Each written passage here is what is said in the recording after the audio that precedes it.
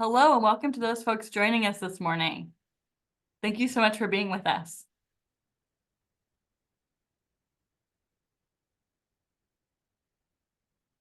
Welcome to those joining.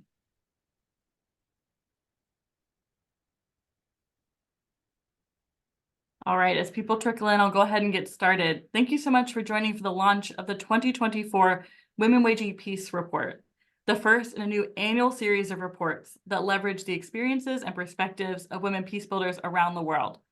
My name is Brianna Mobby, and I am the Program Officer for Women, Peace, and Security at the Kroc Institute for Peace and Justice, which is located at the University of San Diego's Kroc School.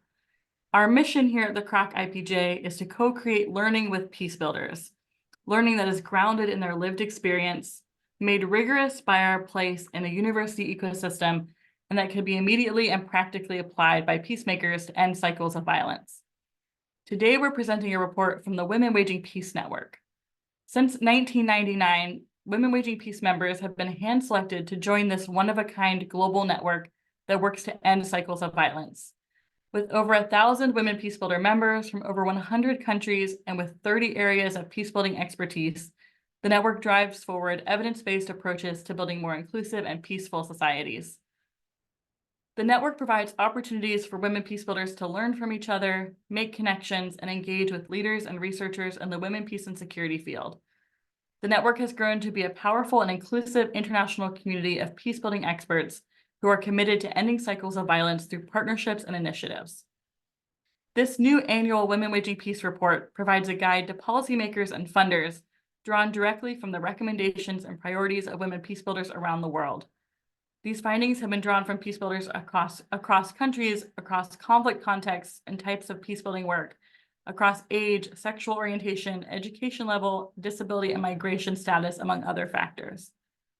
The report we're going to discuss today leverages the perspectives and experiences of 92 women peacebuilders from 41 countries to identify peacebuilding priorities for 2024, reflect on the challenges and achievements of their work in 2023, and to provide recommendations for how international partners can better support women peacebuilders engaged in in-person, virtual, and hybrid work. So thank you so much for being with us. I'm so excited to share the report with you today. To begin our event, it's my pleasure to introduce Jennifer Freeman, the CEO of Peace Geeks. She has led the technology nonprofit strategy to scale, working with newcomers, policymakers, and nonprofit leaders to explore the enabling conditions for innovation and digital transformation to create more modern, efficient, human-centered migration systems. Jen has been recognized for developing public-private partnerships that leverage technology to enhance the security and agency of human rights defenders, peace builders, displaced, and conflict-affected populations. Before joining Peace Geeks, Jen worked in international peacebuilding and humanitarian emergencies and is an internationally recognized expert on women, peace, and security. Previously, she was professor of practice at the Kroc School of Peace Studies and director of the Women Peacemakers program here at the Kroc IPJ. So welcome back, Jen. She's also been a visiting fellow at the Center for Women, Peace, and Security at the London School of Economics. Welcome, Jen, and thanks for being with us. Thank you so much. And hello, everybody. It's such a pleasure for me to be joining you for this launch of the inaugural Women Waging Peace Report and to see the ongoing evolution of the Kroc School's work in women, peace, and security.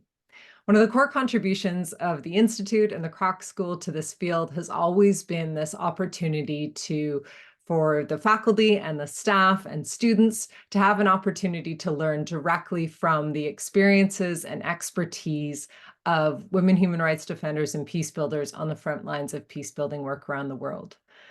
So my first insight actually into the changing impact of technology on women, peace, and security was in 2018 when I was conducting research with women peacemakers and the Women Waging Peace Network members on the differential security threats being experienced by peace builders and women human rights defenders.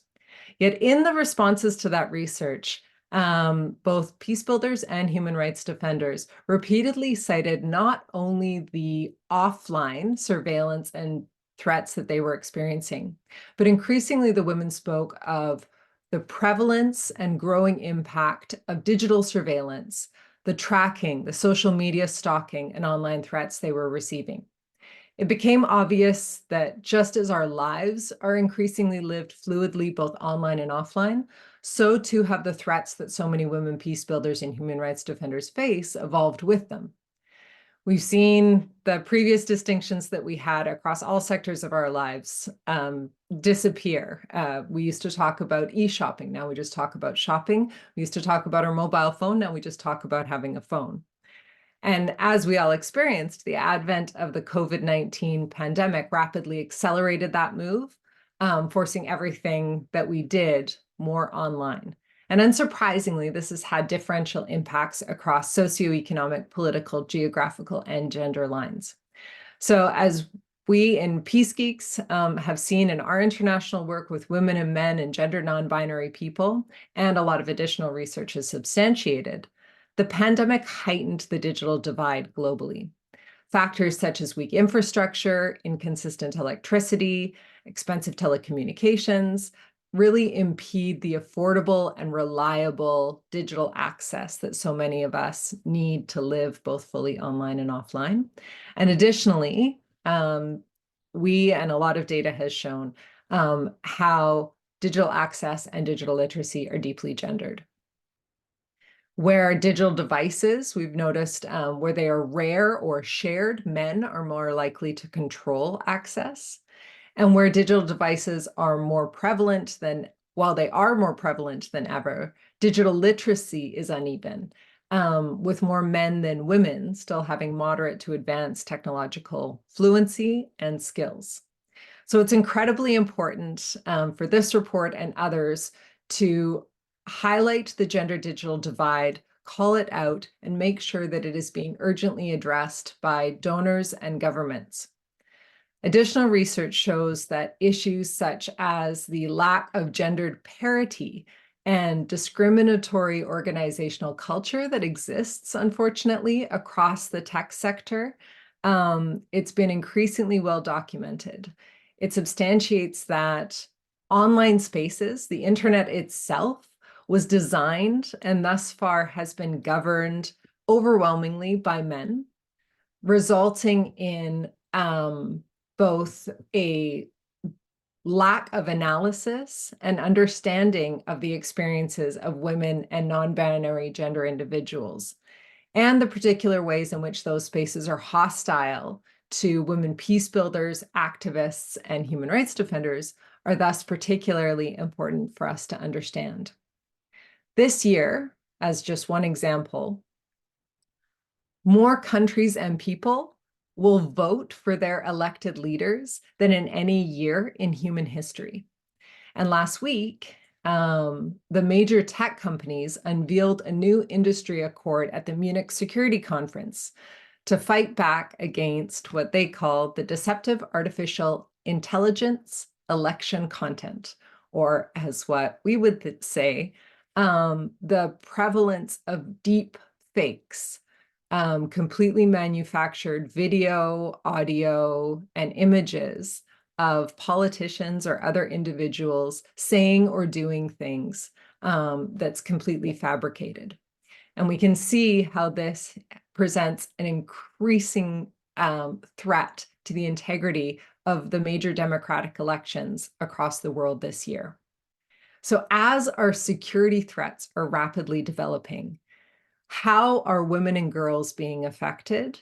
And how are women, in particular women peace builders and activists, involved on these new security frontiers to help us build greater peace and safety? I don't want to end by only citing all of these very serious concerns. It's also equally important to note the ways in which technology is opening up civic space and gendered opportunities. At Peace Geeks, we work on to create digital tools to facilitate greater connection, peace, and safety for women and men who've been forcibly displaced. And in doing so, we work with Google, Microsoft, the Global Internet Forum on Counterterrorism, and others to provide positive content, peace-building content to help address divisive and harmful social narratives, which further divide societies.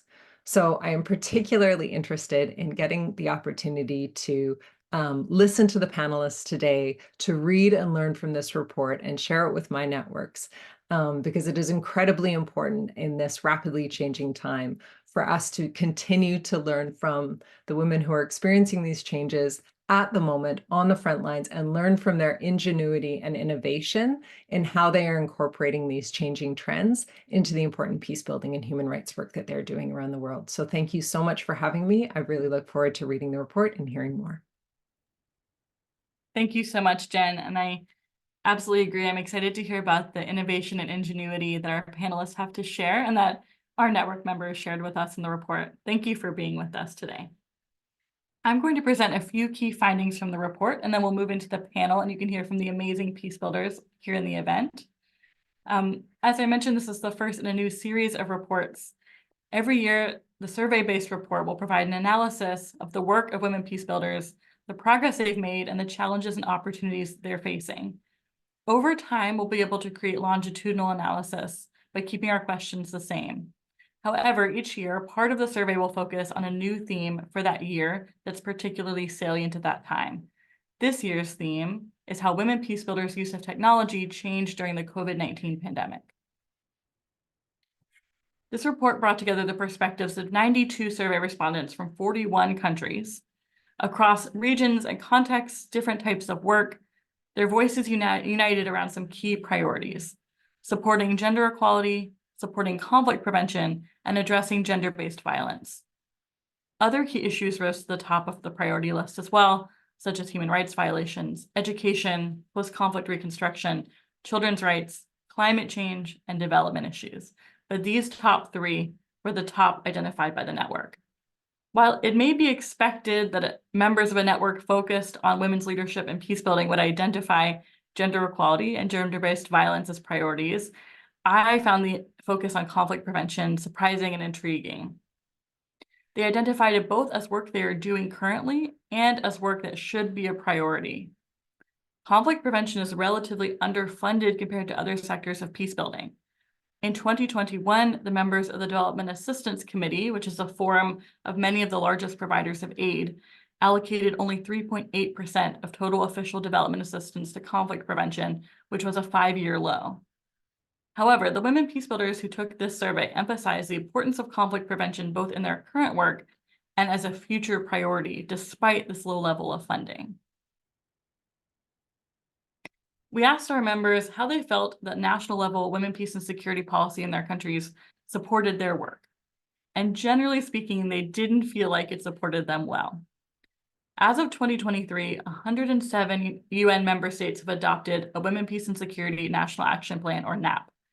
These are national level strategy documents that outline a government's priorities and approach for implementing the WPS agenda in their country. Some countries are on their second, third, fourth, or even fifth NAP, but approximately 30% of NAPs are out of date at the moment, having expired.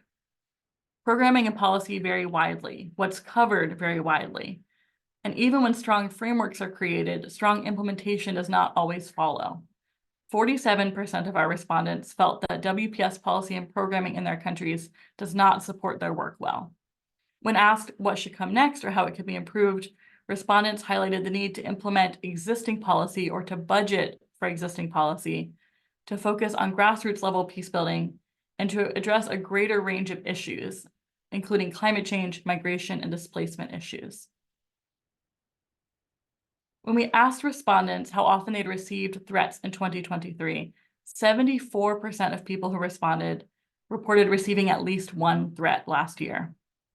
We know that women peace builders often face risks and threats in reaction to their work, and women who are additionally marginalized, such as LGBTQ+ women, disabled women, or women who are marginalized on the basis of ethnicity, religion, or migration status, among other factors, are often at additional risk. Threats are most commonly directed toward family members, colleagues, or close friends, or leveraged against the peace builder's economic well-being or livelihood. We asked them, how did you learn about these threats? And the most common way was hearing about them through their personal or professional networks, though many respondents received threats through multiple mediums. Of the people that reported receiving a threat in 2023, 61% of them said they felt the threats they received were directly related to their identity as a woman peace builder. Research shows that women peace builders and human rights defenders often experience threats specifically because they are women, and the threats and perpetration of sexual violence, shaming campaigns, and sexual harassment are common tools of intimidation. We wanted to take a more macro view, and we asked women peace builders about their perceptions of how levels of violence broadly, levels of violence against women in specific, and gender equality had changed in their country in 2023. Across those three categories, they generally felt that things had remained the same or worsened. Respondents felt most strongly that violence against women in their countries became more frequent. I've got just one chart here, but if you check out the report, we have all the charts, those different questions included in case you're interested in that.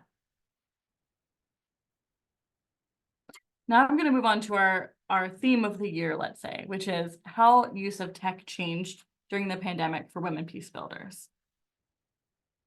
As the pandemic shifts and wanes, whatever period of the pandemic you want to call that we're in, it's critical to think about the tools and strategies that peace builders are using to reshape and redesign their work. We know that in many cases, peace builders took on emergency aid and public health work in addition to their ongoing work on peace and security issues. In many places, violence rose in households and in communities with fewer resources and safe spaces available for marginalized people. Our report analyzes the way women peace builders adapted to pandemic conditions and continued their already difficult work in more challenging conditions. You'll see here on this chart that members of the network reported huge shifts in how they conduct their peace building work.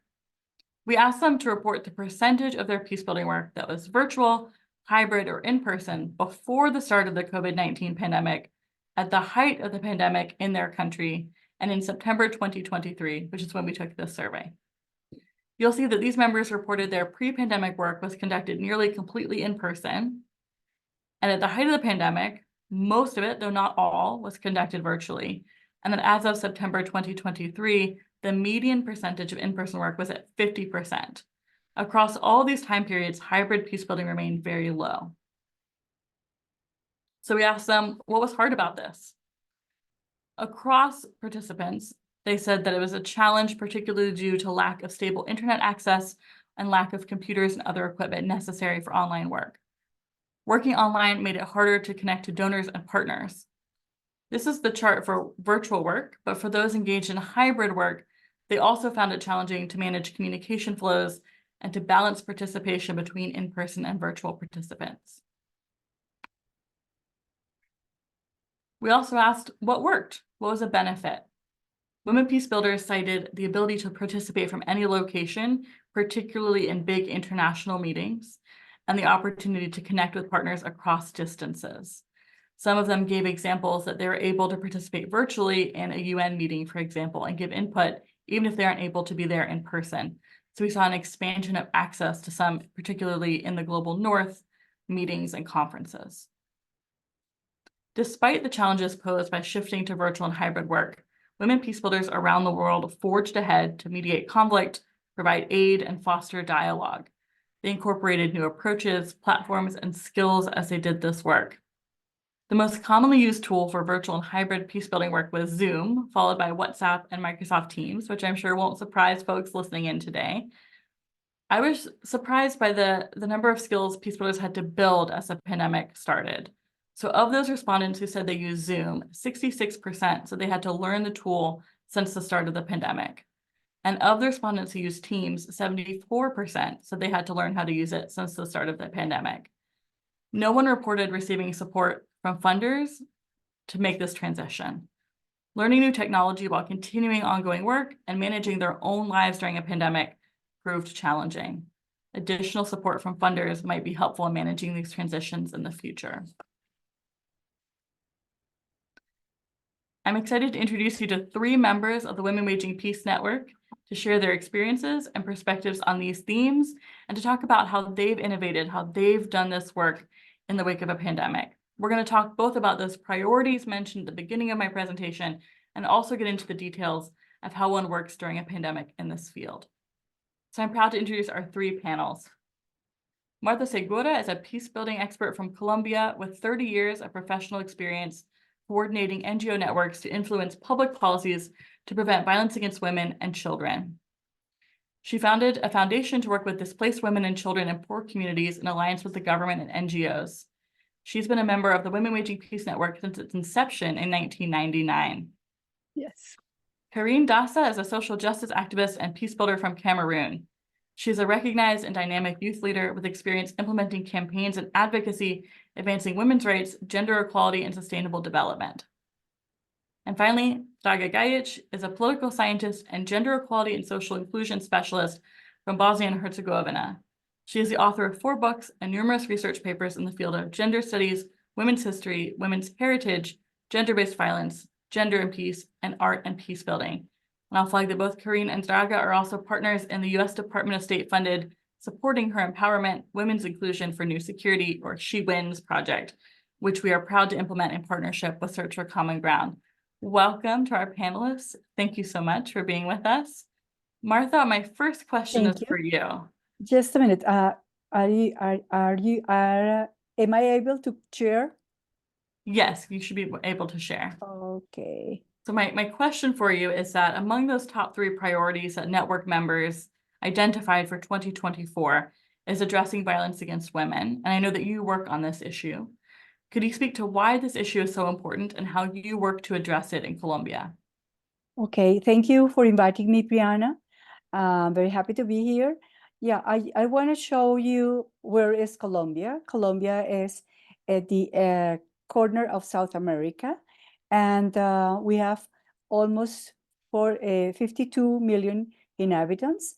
And lately we have a peace agreement with the guerrillas, but we have had several dissident groups, and drug traffic is one of our worst problem in the country for peace and development.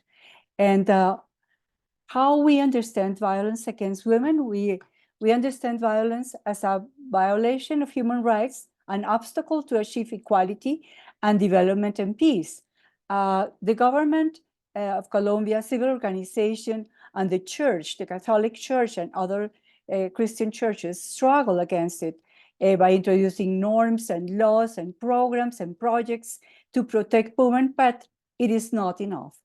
And data are always underestimated to develop political programs, and also the cultural machismo predominates in our country. Here you can see some Colombian data.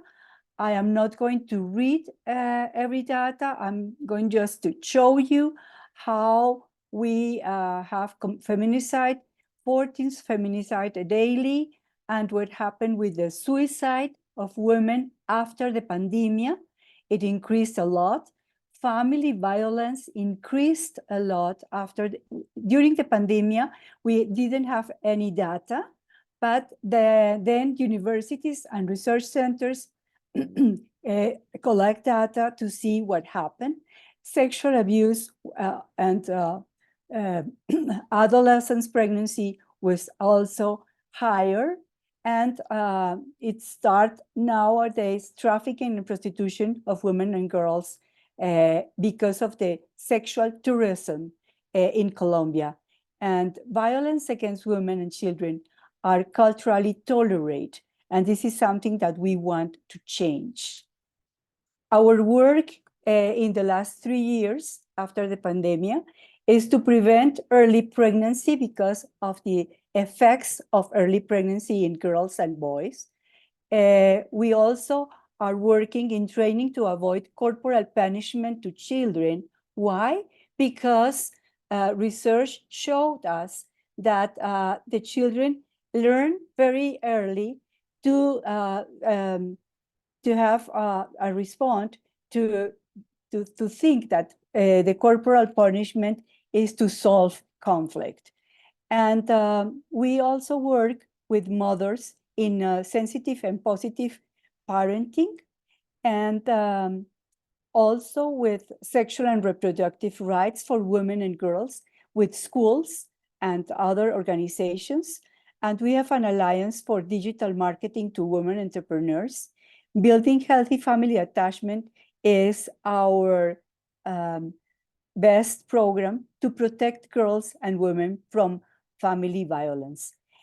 We worked in the past years with 3,225 women and children in 2 regions.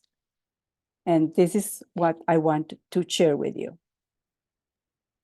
Thank you so much, Martha, and thank you for the work that you're doing. Corinne, I want to ask you about another priority identified by network members. That's the need to invest in conflict prevention, not just respond to conflict. And Martha, if you're able to stop sharing your screen, that would be helpful for us. Just a moment. Thank you. Perfect. Thank you. Corinne, can you speak about your work in Cameroon with women and youth and how you work to prevent conflict? Hi, Brianna. Thank you so much for having me part of the panel. I think I really want to emphasize the relevance and importance of having the prevention pillar in regards to the United Nations Security Council Resolution 1825 on women, peace, and security. Because the pillar clearly emphasizes the need for prevention of conflict, which is possible. And so conflict don't always come in a day. These are long-standing grievances which have not had the possibility of being resolved by parties. And so sometimes we look at the fire without understanding the contribution that brought together the fire that we see. So we're looking at quenching the fire and not looking at the factors necessitating the show of the fire. And so within Cameroon, we've been able to do some work with regards to the prevention of conflict. And we've been able to create and organize women in different groups, and we call them women peace clubs, and through which they've been able to resolve and solve conflict within each other, within themselves, between friends, within communities as the need arises. So these peace clubs provides an avenue for conversations, for dialogue.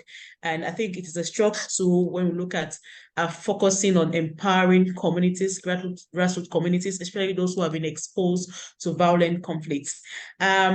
We also do a lot of building social cohesion through different programming.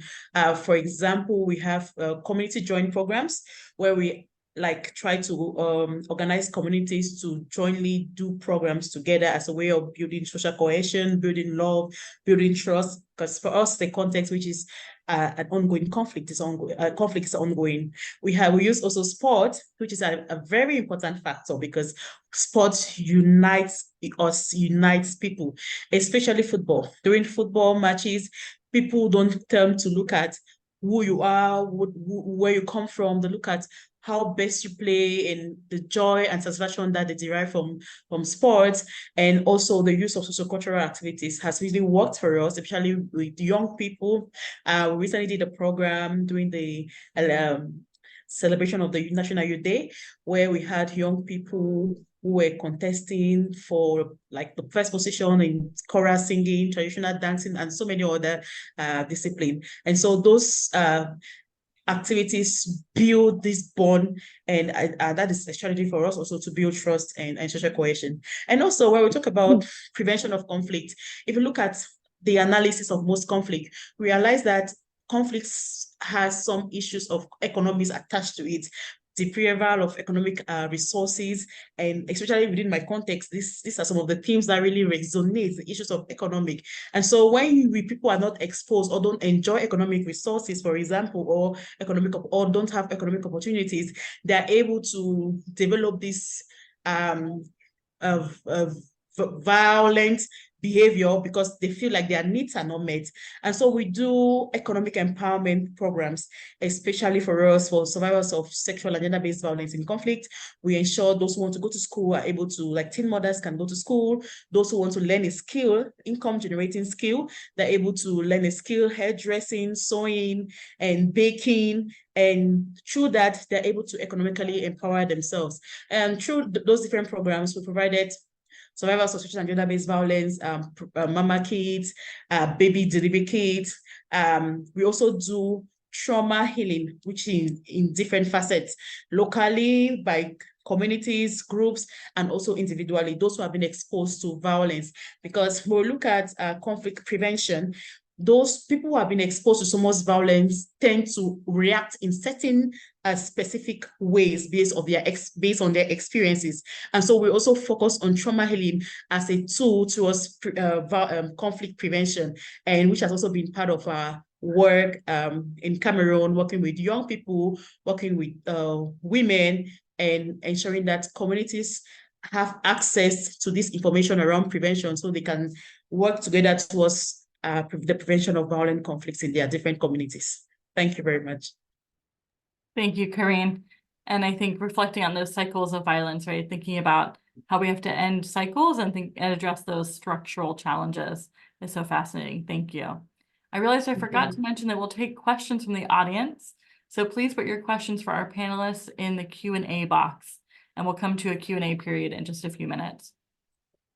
I'm going to turn the panel to the issue of how the COVID-19 pandemic affected your peacebuilding work, and in particular, how your use of technology to do that work changed. I'll ask you to keep it short. I know there are probably many ways and many examples. We want to make sure we leave room for the Q&A period. So Draga, let's please start with you. How did the pandemic affect your peacebuilding work, in particular around technology? Thank you, Brianna, for this important question. Let me just say it's an honor and a privilege to be a part of this event. Thank you so much. It's a pleasure to share a virtual stage with this amazing women from all over the world. When it comes to our organization, which is a grassroots women-led and girl-led organization, as many organizations around the world, we faced a lot of challenges during the pandemic. For example, before the pandemic, only 1 or 2 of our programs related to peace were online exclusively. But during the pandemic at its heights, 100% of our programs needed to be online in order to continue our work. So during the pandemic, we tried to redefine, to reimagine, to readjust, or let's say adjust our programs, our activities, and we switched everything which was on-site or say in person to online format.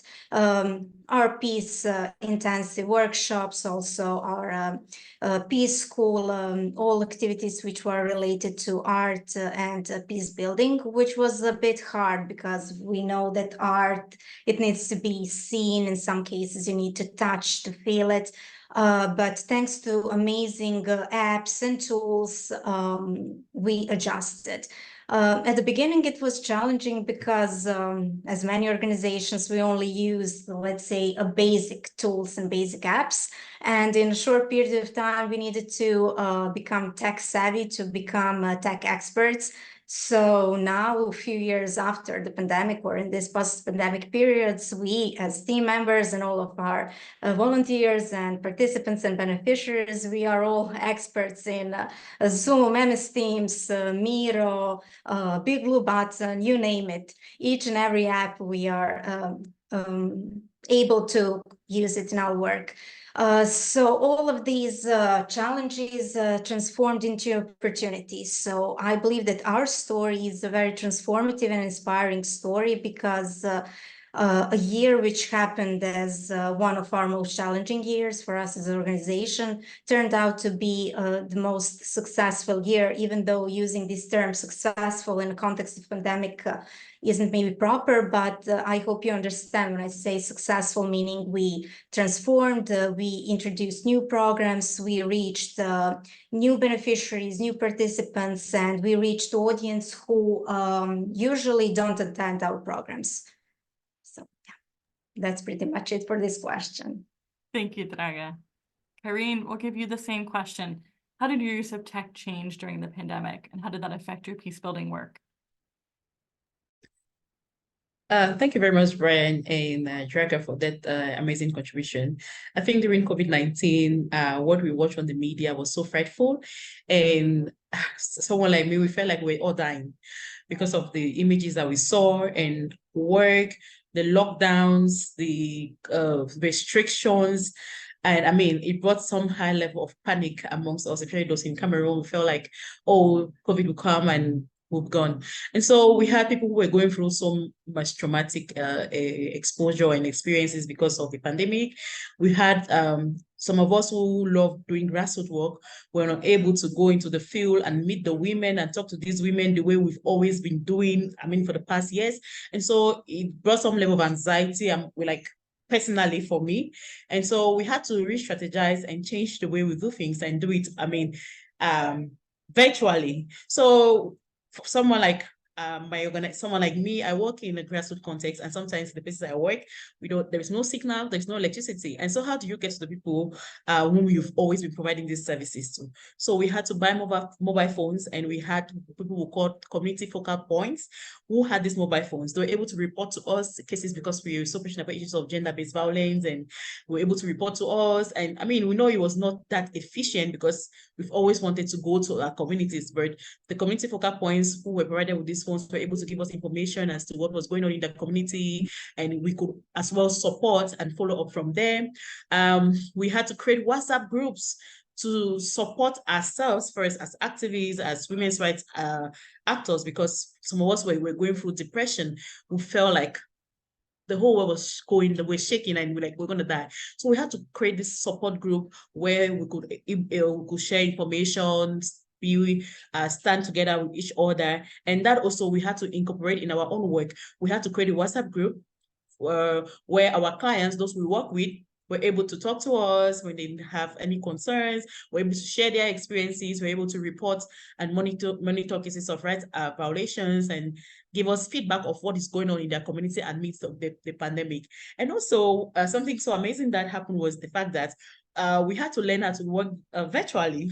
You know, we've always had traditional methods of always being in the offices, and if you're not in the office carrying your bag every morning, it felt like you were not being productive. But I mean, this culture has been accepted by us that can, as a work culture, to stay at home and work from home, and we are still very productive. And so COVID-19 had to teach us all of this. And we also use like social media to talk about our work. We go live on Instagram to talk about our work and have various people join in and asking questions and getting the support that they need, and talking about peace, women, peace and security, youth peace and security alike, and having the opportunity to share this knowledge through the use of social media.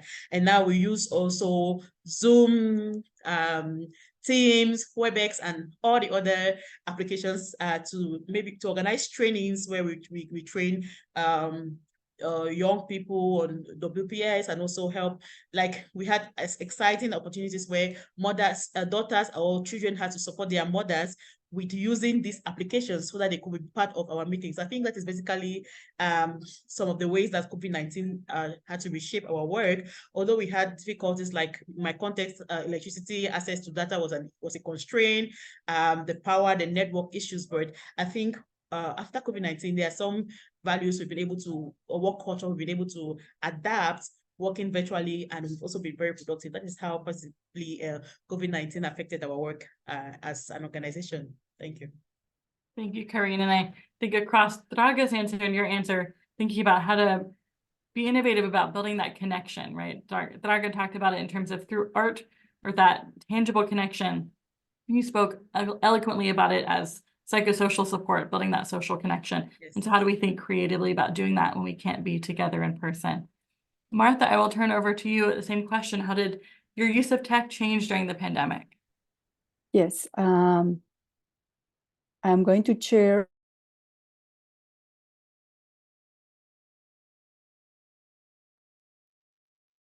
It looks like we've lost Martha for the moment. We'll wait for her to rejoin us.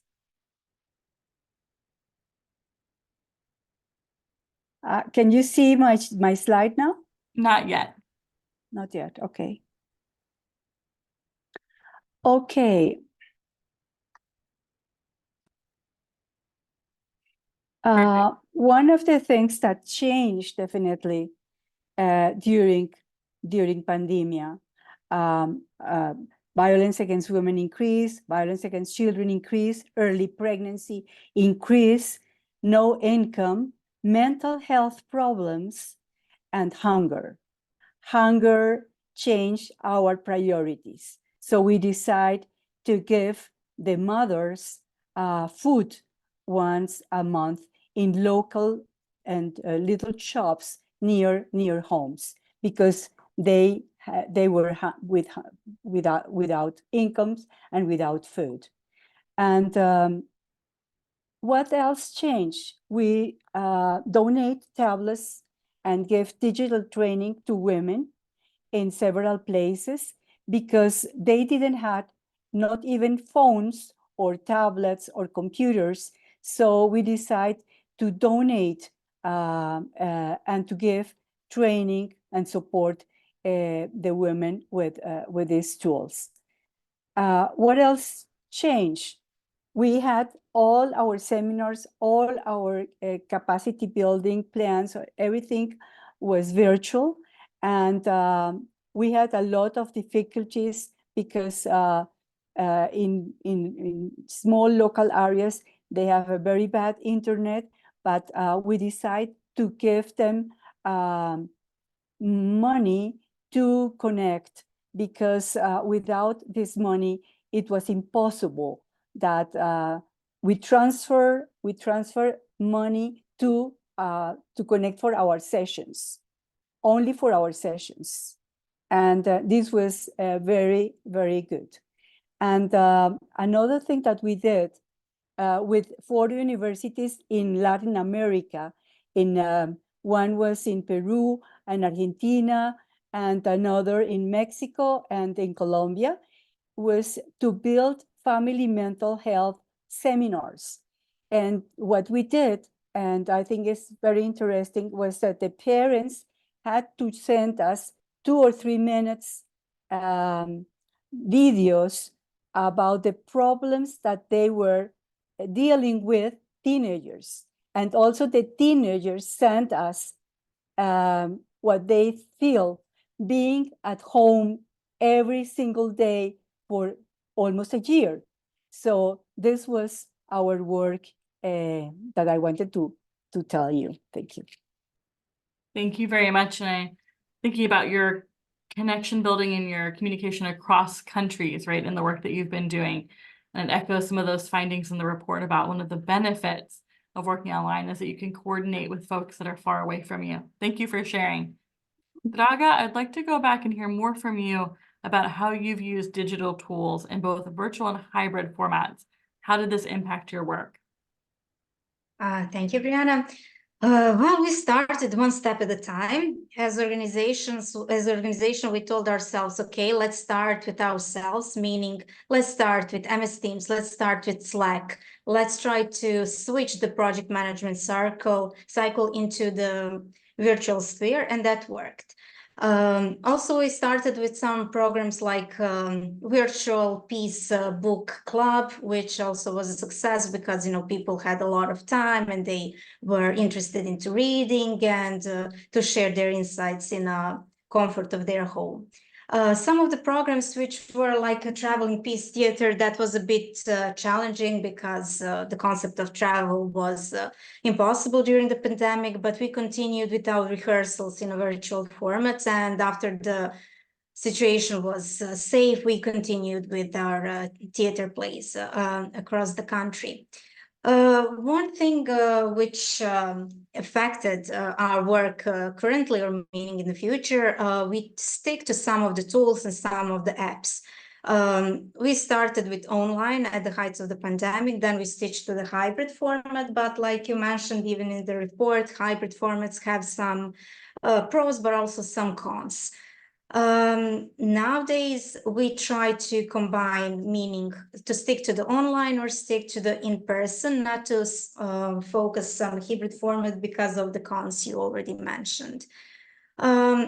Hopefully, we will stick to using the knowledge, digital knowledge, which we gained as an organization, and also our beneficiaries will continue to use it in their daily life. One of the positive things during this period was intergenerational mentorship, meaning our older beneficiaries or our older team members, they faced some challenges because they didn't no apps, weren't so savvy on the internet, but our younger beneficiaries or younger team members especially our Girls Advisory Board. They were very helpful, and they shared their knowledge when it comes to internet, digital tools, digital platforms. Because capacity building is one of the main pillars of our organization, we needed to develop online didactics and online methodology for our programs from scratch. It was a challenge, but it led us to create one of the most successful to date capacity building programs related to peace building, which is especially focused on intersection between gender, disabilities, and peace. One important point also, a lot of our beneficiaries are girls who are deaf or hard of hearing, girls with disabilities, young women who are living in remote and rural areas. So we needed to think how to make our programs 100% accessible, how to be inclusive. One of the main steps was to have sign language interpreter for each and every activity. And I think that it's important that all of us continue to think in that direction, how to make virtual digital sphere accessible, even in this post-pandemic times. Also, I wanted to share real quick one of our beneficiaries, because we had our group where all the beneficiaries and previous and current participants, they shared their insights, ideas, etc. They were happy, of course, with the capacity building and all those activities related to peace and peace building. But one of the questions was, what about mental health? So in order to answer their wishes and insights, we organized virtual Pilates, virtual yoga, virtual face yoga, virtual sessions with people who are dealing with food, nutrition, and women from all over the world. Some of the very successful, most successful women in this field, they were very generous, and they free of charge participated in all of these online exchanges, because they were impressed by our work in the past and during the pandemic, and they wanted to contribute. So virtual tools helped us, because we had, fitness trainers from Croatia, from United States, from Spain, from all over the world. And without virtual tools or digital tools, we couldn't have that opportunity to do it in person. So to wrap it up, it was a mixture of, good things, bad things, and it was a learning experience. Of course, it wasn't perfect at the beginning, but we found a way to rise and grow from this, to survive and to thrive as organization, as activists, and as human beings. Thank you. Thank you, Draga. All right, we're open for questions from the audience. We've had a few come in, so feel free to put your questions in that Q&A box if you have a question for our panelists. The first question is about how to build trust in peace building, particularly working virtually. I think, Karine, I'll pose this question to you. How do you think about trust building when you can't be there in person, when you have to build that connection in a new way?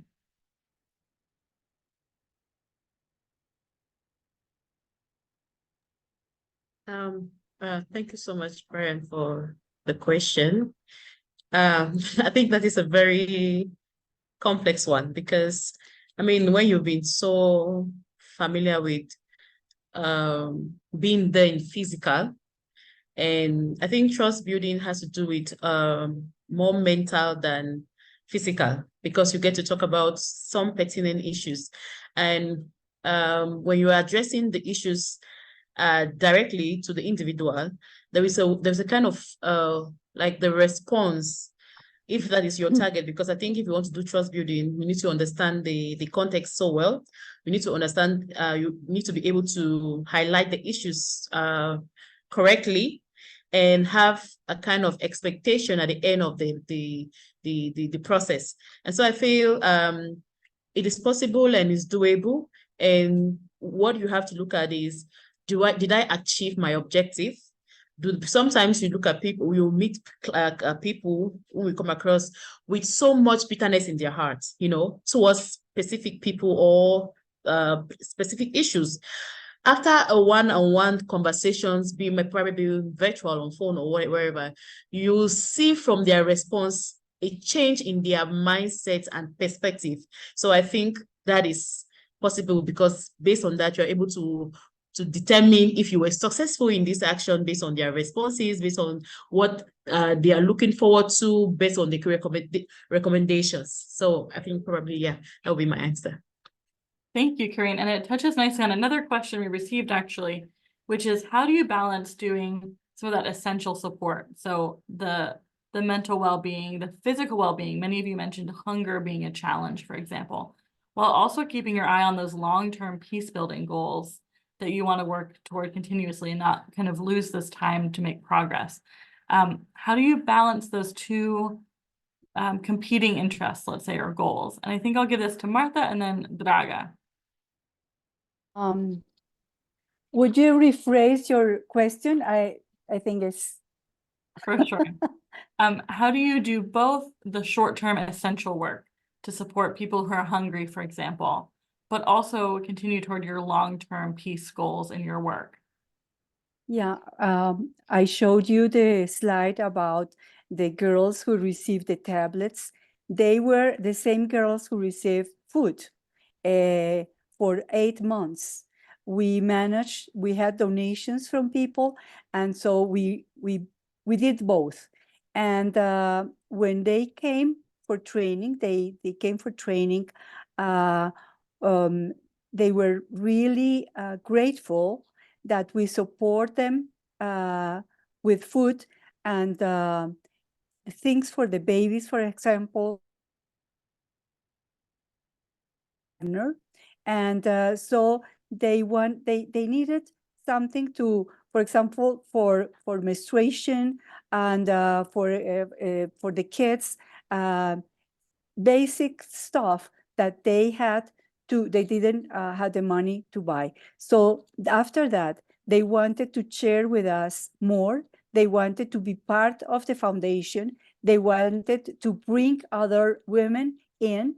And so I think that we managed to do both, not with all the women that we serve in Colombia, but this was especially in the south part of Bogota, zone, very, very poor zone. And so I think that we have to do both in to create trust and to create and to work with them for the future. Thank you. And a quick follow-up to you, Martha. We received a question about women's roles in kind of implementing the peace agreement in Colombia. And I'm wondering if you have reflections on how the pandemic affected women's roles in that. Well, we have few women in Colombia with the peace agreements. Now, we have Vera Grave, which was a guerrillera in the past for M19 group. And she is a very, very smart and very dedicated woman for the peace. And I think that what I talked to her last week, she said to me, she has learned to change her mind. Before she said that revolution was in fighting with arms, and now she said revolution is fighting with peace, and peace is also a revolution, and she is now in conversation with the guerrilla ELN, and we have trust that things are going to be better in the future. Thank you, Martha. Draga, will take it to you. So the question about how do you balance these shorter term essential needs with long-term peace building thought? And we also have a question in the chat about your work related to art and creation and how that supports peace building. So if you have thoughts around both of those topics together. Yeah, so basically our focus is on capacity building and raising awareness activities. So during the pandemic, our goal and our hope was to combine those two, but not to forget about our art and peace building activities, which are also very important. I saw in the chat that yoga was mentioned. Yeah, yoga and Pilates, all of those things which are related to well-being were just seen as additional things, additional programs which would help our beneficiaries to feel safe, empowered, in peace, because they were dealing with a lot at that time. For example, when it comes to girls, adolescent girls and young women, they were also facing menstrual poverty, which is one of the big problems in our countries. And we in this organization tried to help as much as we could with hygiene and menstrual products packages. But that is just, one-term support. Let's say this topic needs to be answered and solved from different angles on a higher, on larger scale. Let's say the question related to art and peace building. Art and peace building are seen as a soft, let me use this way to talk about peace and peace building, but I don't see them as soft. I see it as very powerful, because art has a way to talk to various people or audiences, different audiences, and art is a language that can be understood by everyone. Maybe you won't perceive the same message as your colleague, as your friend, as your neighbor, but still that art will touch you in a way and give you a message. During the pandemic, we have done a lot of things like peace cards with peace messages, different booklets which had theoretical part related to peace building, conflict prevention. We engaged the kids, adolescents who shared their drawings, which they made during the isolation. So we tried, to cover different types or different categories of our beneficiaries and a general audience to still talk about peace, even though this is new situation, new normal, something which we never experienced before. Of course, during the pandemic, health was number one, and we all were thinking about survival, as a human beings, and then survival of your non-profit, etc., because we know that many NGOs, many non-profits across the globe were, forced to shut down due to the pandemic and lack of funding. So it was really hard to maintain high level, to thrive and to keep going during difficult times.